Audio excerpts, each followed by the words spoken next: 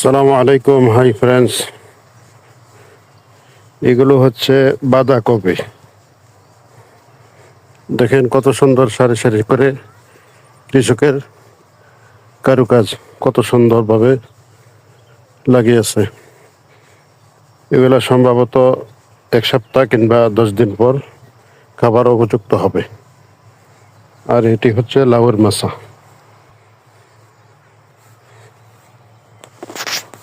এগুলো হচ্ছে ফুলকপি।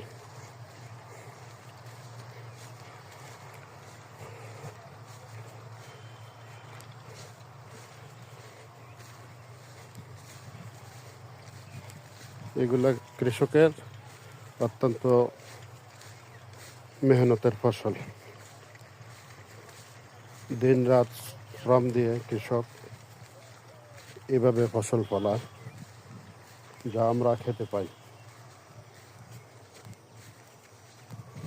দেখেন এটি আরেকটি ক্ষেত বাঁধাকপি।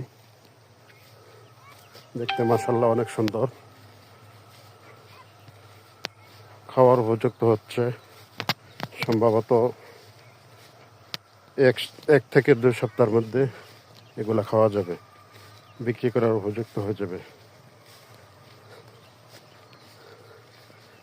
এই ভিডিওটি আর দীর্ঘ করব না, চ্যানেলটি সাবস্ক্রাইব করবেন এবং বেল আইকন অন করে রাখবেন যেন পরবর্তী ভিডিওর নোটিফিকেশন আপনার মোবাইলে আসে।